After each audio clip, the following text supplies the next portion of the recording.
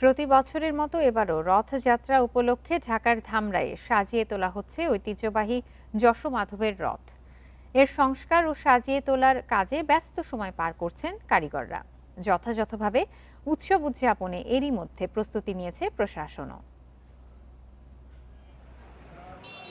ঢাকার ধামরাইয়ে যশোমাধব দেবের রথ প্রায় ৪০০ বছরের পুরনো। প্রতি বছর রথযাত্রার আয়োজন ঘিরে সেজে ওঠে ঐতিহ্যবাহী এ রথটি। প্রয়োজনীয় সংস্কার শেষে নানা রঙে সাজিয়ে তোলা হয় রথ।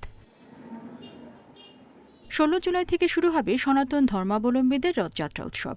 উৎসবের আগে কাজ শেষ করতে ব্যস্ত কারিগর। রথের বেশিরভাগ কারিগরই বংশ পরম্পরায় এ কাজের সাথে যুক্ত। রথের হয়তো ১ মাস বা ১.৫ মাস আগে থেকে কাজ ধরি। কাঠগুলো চেঞ্জ করে নতুন কাঠগুলো লাগানো হয়েছে। বৃষ্টি নিয়ে মনে করেন কাম কোনো এগোতে পারতেছি না। অন যাই মনে টুকটাক যারা কাজ করাচ্ছি। আয়োজকরা জানান, রথযাত্রার শুরুর দিন থেকেই মেলা বসবে। মূলত সনাতন ধর্মাবলম্বীদের উৎসব হলেও মেলা ঘিরে স্থানীয় সব সম্প্রদায়ের মানুষেরই আগ্রহ থাকে। উৎসব মুখর পরিবেশে রথযাত্রা ও মেলা সম্পন্ন করার প্রস্তুতির কথা জানান তারা। সম্পূর্ণ কাজকর্ম গোছানোর প্রচেষ্টায় রয়েছি।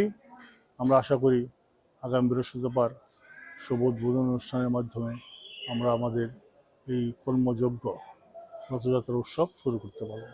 পুলিশ জানিয়েছে, নিরাপত্তা নিশ্চিতে রথযাত্রার দিন পুরো ধামরাই পৌর এলাকায় কড়া নিরাপত্তা ব্যবস্থা থাকবে, যাতে করে কোনো ধরনের আইনশৃঙ্খলা পরিস্থিতি অবনতি না হয় এবং ট্রাফিক জ্যামেরও একটা বিষয় থাকে, সেই বিষয়টাও যেন কোনো ধরনের ট্রাফিকের সমস্যা না হয়, সেই ক্ষেত্রে ঢাকা জেলা পুলিশ কাজ করছে।